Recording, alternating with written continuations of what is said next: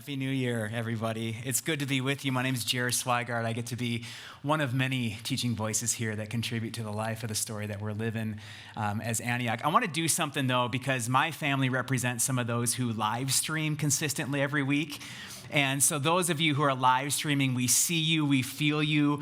You're all over the place. But we also have people who have had flights canceled, and are literally all over the country right now. So if we can stand and look into that camera, I'm actually serious, stand up and look into that camera and wave at my little guys wrestling on the floor and all of our loved ones who are all over the country in airports. We see you, we love you, come back safely and when you're ready.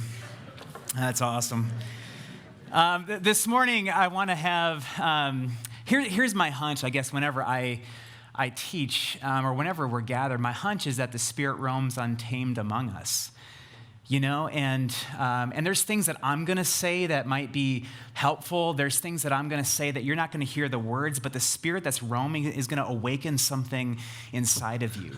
And what I'm going to look at today is a little bit of a controversial passage. No surprise, they bring me in to do the controversial stuff, you know, and so.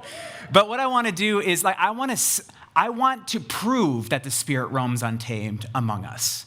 And the way that I want to prove it is, I want each of you to take out a piece of paper or prepare a note on your phone. And y'all can do it from the comfort of your living rooms or airport terminals or wherever you are. Have a note ready, because there's going to be moments throughout this morning's teaching where I'm just going to pause and I'm just going to ask you to identify what is the thing that's churning inside of you. It might feel like an invitation. It might feel like a conviction. It might feel like an impulse. It might feel like a question. All right, so when I pause, I'm going to invite you to actually identify that thing. And I know what it's like to be in a room with lots of people when someone invites me to do this thing. And I know what it means to opt in or opt out of this. I actually dare you to do this. And then here's what we're going to do. At the end of my time up here, I actually want you to send what you wrote down to amy@antiochchurch.org. I'm actually not kidding. Because what we want to do as pastors and teachers is get a sense for how the Spirit roamed untamed in this room this morning and throughout homes all throughout Central Oregon. So again, there's going to be moments where I'm going to pause and I'm just going to say, what's the Spirit maybe saying to you? And you might not hear a word. You might feel some kind of deep conviction. Try to describe it. And then at the end of our time, we're just going to collect all of those things. And then our pastors are going to go to work just to say, what did the Spirit bring up? What's the Spirit churning among us? Right? So that's how I want us to play this. The other thing I'm going to say really quickly before I go is I cannot triple down enough how excited I am that Oshita Moore is going to be with us next week. I really see myself as the warm-up act to my dear friend Oshita, and she and I get to do work together all over the country, and that she's going to be in our city, and she's going to be standing here bringing a message to white peacemakers. This is one of those moments where we really don't want to miss. So buckle up. I'll just till the soil for her to come in and hit a grand slam like she always does. John chapter 1. Let's go there. If you've got your Bibles, open up to John 1 or toggle over on your screen to take a look at this. This is a unique passage. Setting the context, John is writing in about 85 AD. If you think about when Jesus was chilling with us, it was like mid-30s. Shortly after Jesus, around 70, Rome got angry enough with Israel that they just crushed them, took out the temple, and really destroyed a sense of national identity. Really forced the Jewish people to ask some big questions about how strong their God really was. If Rome could come in and crumble their temple, the seat of God, then how strong is our God really? And it caused the Jewish community to move into a diaspora, move all over the world. Right? So when John is writing, all of those things have already happened. And you have to imagine that the Jewish people and then the Jesus people are probably asking some really significant questions about the strength of God. What is God really up to if our national identity has been compromised and our deity seems to be weaker than that of Rome? These are some of the existential crises that people are asking when John is writing this final letter, which is really a letter to the people saying, here's who Jesus is, here's what Jesus did, and here's why it is that I follow him and I think you should too. Okay, and he begins this message, and it's really a Genesis passage. He's talking to a people who are fixated on Genesis. How did everything come to be? How does the community of humanity interact with the divine? Like, these are the questions that they're asking. So he starts with a Genesis. Although John doesn't center creation, he centers Christ. He says Christ predated creation. Christ initiated creation.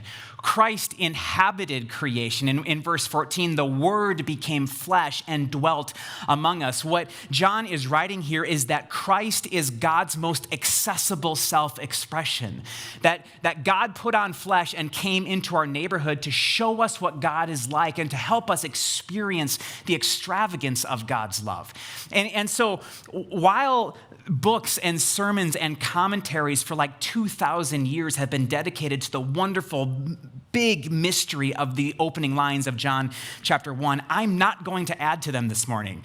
I am not smart enough. Instead, I want to focus on two jarring interruptions that occur in this passage. I've never really played with these before, but as I was preparing for our time together this morning, I kept reading John 1 through 18, and I kept stumbling into these interruptions and wondering, finally I wondered, like, why are they there? What is John trying to communicate to us through these two interruptions? Okay, so I want to play with the interruptions a little bit, and then I want to wonder together about how these interruptions can be instructive for us as a family, not as individuals, as a family, as we enter into a new year and continue to follow Jesus collectively as a family in a world that's marked by perpetual uncertainty and dissolving trust and growing anxiety and widening divides. Okay, so let's consider these interruptions together. Okay, so the first interruption, I think, occurs in verses 6 through 8. So if you look at it, you have verses 1 through 5, and they just flow beautifully together. In the beginning was the Word, and the Word was with God, and the Word was God. He was in the beginning with God. All things were made through him. In him was life, and the life was the light of men. The light shines in the darkness, and the darkness has not overcome it. Skipping to verse 9, the true light, which enlightens everyone, was coming into the world. There's this seamlessness. From a literary perspective, there's a flow from 1 through 5 right to 9, but John throws in this weird interruption in verses 6 through 8. So right when he's saying the light shines in the darkness and the darkness has not overcome it, there was a man sent from God. It's like this weird about face. There is a man sent from God whose name was John. He came as a witness to bear witness about the light, that all might believe through him. He was not the light, but came to bear witness about the light. And then the beautiful lyrics continue in verse 9, the true light which enlightens everyone, and so on and so forth. So what's the deal with this first interruption? See, the assumption of the people who were listening in, remember, they have this way of understanding how the community of humanity and the divine interact with one another. The assumption would be that if the Word and the light and the life have entered into creation, then they will overtake creation, hopefully through divine coercion, hopefully through military overthrow. Something big is going to happen. If the light and the Word and the life are in creation, they're going to overtake creation. It's going to happen through divine dominion. But here, John, the author, says, not so. The Word, the life, and the light have entered creation, but they're not going to overtake creation through divine coercion, but rather they're going to spread through human witness. Now, this is not a new phenomenon in the story. I mean, go all the way back to Genesis chapter 1, right? God initiates a human community and then tasks them with putting on display what God is like within creation. And the way that he tasked them to do that is to steward and to co-create.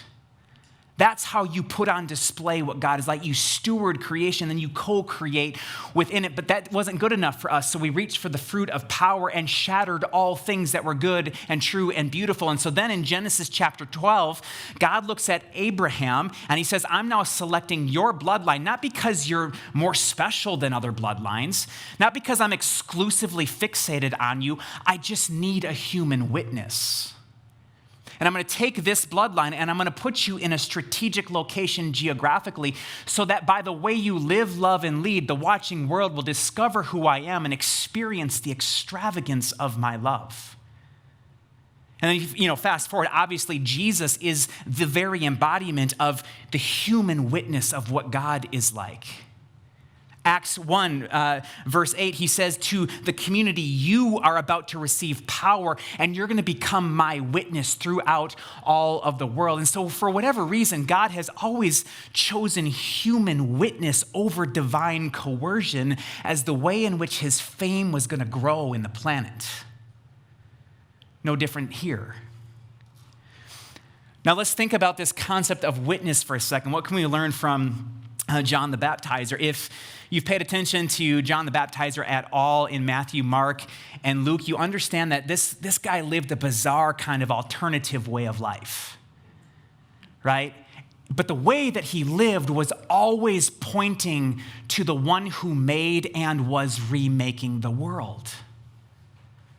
Maybe that's a beautiful definition for us of what it means to be a witness. To live in such a bizarre and alternative way that it points to the one who made and is remaking the world. Maybe for us, that would help us understand that our lives should be substantively different, alternative, literally bizarre in the world that we find ourselves. And in the bizarreness, and we'll talk about what makes it so bizarre in a second, but in the bizarro reality of our shared life together, the watching world goes, what is it about these people? And in fact, they look and they see, oh, it's because they follow a God of extravagant sacrificial love that they live so weird. They live alternative to what is the status quo around us. We shouldn't mix in. We shouldn't be so incognito that the world doesn't see the difference. We should actually be in this world, living a hopeful alternative to what is the status quo here. So here you have John, who lived this bizarre alternative way of life that pointed to the one who made and is remaking the world. But oftentimes we read this as American Christians and we go, we're to be like John. But the fact of the matter is Jesus never talks to the individual about how you are supposed to be a witness in all of the world. He always only ever talks to the collective, the corporate, the whole. So the teaching is not for us to walk out of this room and live bizarro like John. The teaching right now is to consider, how do we as a family live the kind of alternative way of life that causes our watching world to discover the truth about God and experience the extravagance of his love? Go with me to John chapter 17. I think you'll see what I mean. John 17, Jesus really identifies what our witness is. In John 17, we find Jesus in the Garden of Gethsemane, and he begins by praying. This is his prayer. And I love how John, who always likes to identify as the one whom Jesus loved most, right? It's like, in this case, John is like everyone else was sleeping in the garden, but I was actually awake listening in, and here's what Jesus prayed. Right? So it's like he's dictating the prayers that he allegedly heard. And in the beginning of the prayer, Jesus is praying for his immediate community, not for individuals, for the family. He's praying for the family. And he doesn't pray that God would remove them from the context and the culture. Rather, he prays that God would give them courage to be contagions, hopeful alternatives from within the context of their culture. It's hard, it's weird to live as bizarro alternatives to the status quo. Jesus knows that, so he's praying for his immediate community. And then Jesus' prayers turn in his attention to us, those who will believe in Jesus through that bizarro community. And when Jesus prays for us in verses 20 through 24, Jesus prays for our oneness. Listen, I do not ask for these only, his immediate Bizarro community, but also for those who will believe in me through their word. That's our Bizarro community. That they may be one, just as you, Father, are in me and I in you, that they may also be in us, so that the world may believe that you have sent me. The glory that you've given me, I have given to them, that they may be one, even as we are one, I in them and you in me, that they may become perfectly one, so that the world may know that you have sent me and loved them even as you have loved me. And so in Jesus' prayer in John chapter 17, he says, our oneness, not my witness, our oneness is the means by which our watching world is going to discover God and experience the extravagance of God's love. Our oneness, Antioch family, our oneness is our human witness. Now, a quick word on the difference between oneness and affiliation. I can put an Antioch sticker in my window. I can attend Antioch. I can send my kids to Antioch programming. I can give to Antioch. I can talk about Antioch as my preferred faith community in Central Oregon and not really ever participate in oneness. Why? Because all of those actions cost me very little. It requires very little of me to put a bumper sticker in my car window and to attend either here or in my living room. Affiliation, to identify with, is one thing. Affiliation is not our witness. Oneness is our witness. The difference between affiliation and oneness is that oneness costs me something. Flip over to John chapter 13, where I think we see what is the cost of oneness that is our witness, that causes our watching world to discover the truth about God and experience the extravagance of his love. In John chapter 13, 34, and 35, Jesus is really breaking it all down and summing it up in one thing. This is a pivotal passage in the life and teachings of Jesus, because in all of his other teachings, he's saying really good things. He's telling really confusing and compelling stories. He's offering commentary on all of the ancient commands that his people would be familiar with. But in John 13, 34, and 35, he says, I offer you now a new command. This is the only time Jesus ever says this.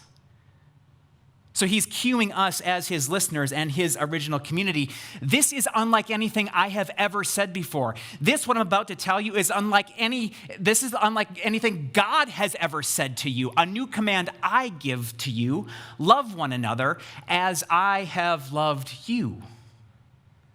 Well, how did Jesus love his community? Sacrificially. So in John 13, 34, and 35, we understand that the oneness of the Jesus community achieved and maintained through sacrificial love. That's our oneness. That's our witness. The oneness achieved through sacrificial love is our human witness. In other words, the watching world is going to discover the truth about God and experience the extravagance of God's love, not because of our bumper stickers and our attendance, but because of the radical sacrificial way in which you and I choose to love one another within this family. It costs a lot more than bumper stickers and attendance. Are you with me? Our oneness is our witness.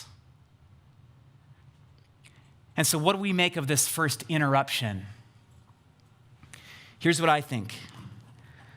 I think John, the author, is saying, yes, the word, the life, the light has entered into creation, but it's not going to overtake creation through divine coercion. Rather, it's going to spread through our commitment to one another. The way that we don't only know each other's first names, but we know each other's stories and pain and celebration. It's the way in which we give sacrificially to actually remake broken things within us and around us. That's the way that the watching world, that's the way that the word and the light and the life is going to inhabit and saturate this place that we all call home. I think John, the author, is saying that Christ is remaking the world and actively drawing people through us through the courageous contagion of our oneness. So let me pause. Take out that note. What do you sense inside of your body right now? Inside of your mind, is there something stirring? Is there something churning up in you? Do you feel invited or convicted? Is there an impulse? Is there a question?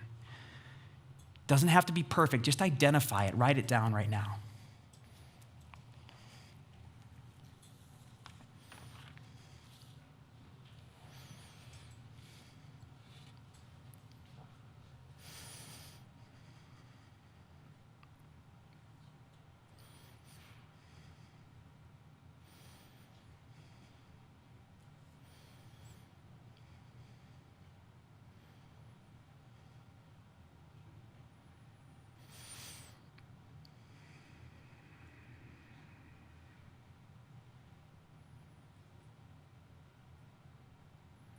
I wonder what it is that the Spirit is stirring within this family.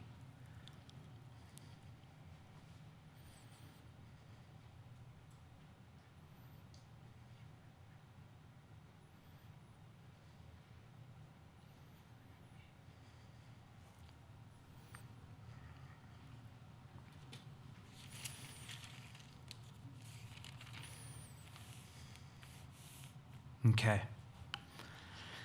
You ready for what I think is the second interruption?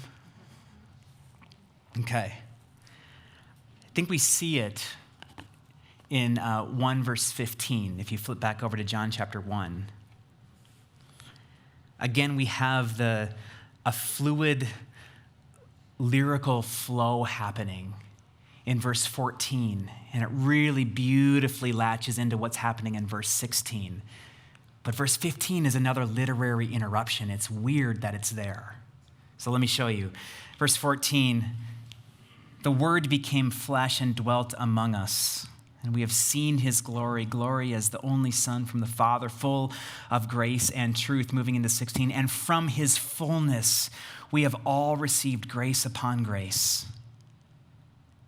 For the law was given through Moses, grace and truth came through Jesus Christ. No one has ever seen God, the only God who is at the Father's side. He has made him known. There's a flow there. But in verse 15, some translations actually put verse 15 in parentheses, like literally, because it feels so parenthetical and out of place. Here's what 15 says. Again, John bore witness about him and cried out, "This was he of whom I said, he who comes after me ranks before me because he was before me." What's the deal with this interruption? Why was it important for John, the author, to keep referring to John the Baptizer in interrupting ways in this Genesis narrative? Well, if you look at verse 15, I think this is one moment where John the Baptizer is making an emphatic statement that Jesus outranks him. And it's actually a continuation from the first interruption in 1:6-8, where John says, "I am not the light. I am a witness to bear witness to the light. I am not this. I am this." And then John continues this emphatic deflection, the decentering of himself and the centering of Jesus. He keeps pointing to how Jesus outranks him 4 times, as a matter of fact, in verses 19-27. So if you look at the passage, there's this moment where the religious elite come up to John and they say, "Hey, are you the Christ?" And he says, "I am not the Christ." "Well, then are you the reincarnation of Elijah?"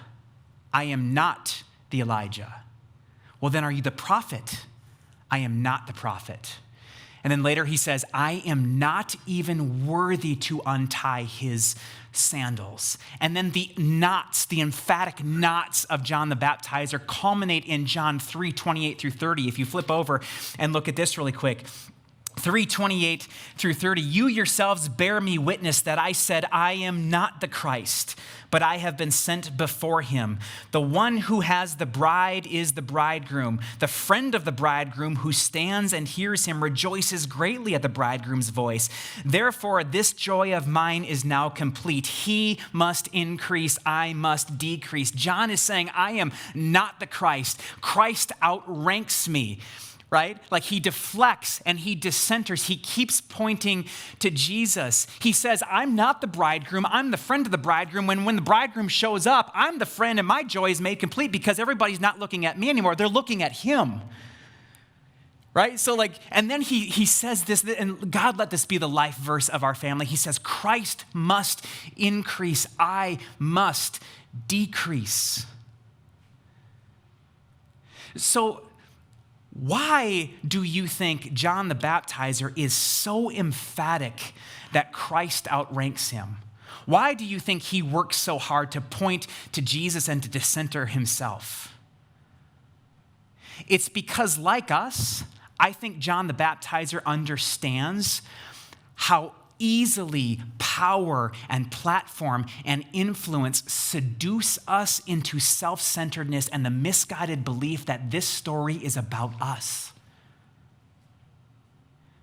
Power and platform and influence, it doesn't need to be on like a massive social media status or a national level or anything. We all vie for power and platform and influence, and there's nothing that seduces us more easily into self-centeredness and the idea that the story that we're living is about us than those three things. John is proactively pointing to Jesus so that in that he can actually continue to decenter himself. He's right-sizing his role in the story. And so if John is so emphatic about what he's not, is he also clear on who he is? Well, yeah, he is. If you look back at John 1, 6 through 8, he says, I'm a witness. In verse 22, he says, I am a voice. John the Baptizer understood that his life was lived in a way that was meant to draw attention to the author and the main character of the story that he finds himself within. So what do we make of this second interruption? Here's what I think we can make of it. The story that we're living here in this chaotic, complicated, uncertain world that we find ourselves in, the story that we're living is one in which we are neither author nor main character. And that the goal of our witness, made real in our oneness, that is actually made possible because of our sacrificial love for one another, the goal of our shared witness is not to draw attention to ourselves so that there are more Antioch bumper stickers in Bend. The goal of our oneness, of our witness, is to the point to the one who made and is remaking the world. So as I consider this second interruption, it humbles me in a world where the inertia says, make it about yourself. In a world that prioritizes the accumulation of influence and abundance and power, John the Baptizer shows us what it means to deflect, to decenter, and to decrease. Not diminish, not become less of who he is, but to decrease, come alongside and underneath others. So let me pause for a moment, and I wonder what the Spirit might be churning up inside of you. Is there an invitation? Is there a conviction? An impulse, a question that the Spirit is asking you? I want to give you a minute to write that down.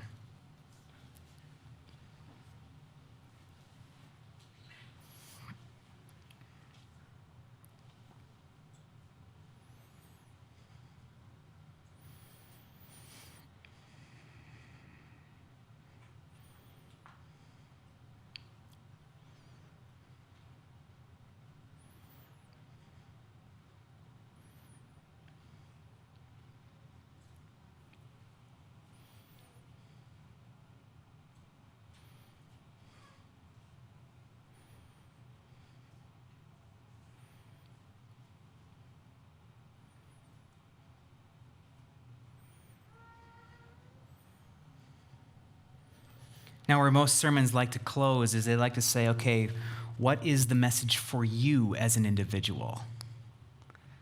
And that's not the invitation. That's not the question for this morning. If you remember, I began by wondering about how these interruptions might be instructive for us as a family as we enter into a new year and learn to follow Jesus into the world that's marked by perpetual uncertainty and growing anxiety and dissolving relationships and widening divides. So here are two thoughts as it pertains to how these two interruptions might be instructive for our family. Number one, if oneness is our human witness and that oneness is only established and maintained through sacrificial love, then how might we proactively practice sacrifice as a family until the Spirit makes it our impulse and habit? How do we move as a family from affiliation to oneness? How do we make sacrifice with our time, with our resources, within the spheres that we already inhabit? How do we proactively practice sacrifice? Yes, we want it to become our habit. We want to react with sacrificial love, but before we can react with sacrificial love, I think we need to grow the practice of sacrifice with one another. Second, in a world that prioritizes the accumulation and protection of power and influence, I wonder how we as a family can practice decrease until the Spirit makes it our impulse and habit. Not diminish, not becoming lesser versions of ourselves, but decrease, decentering ourselves in ways that point to the one who made and is remaking the world. Decentering ourselves in service to one another. How do we proactively do that in 2022? And so, friends, as we embark upon a new year, may Christ increase in you, may Christ increase in me, may Christ increase in us, and may we decrease. For it's in our decrease, according to Philippians 2, that joy and fullness of life are found. Amen.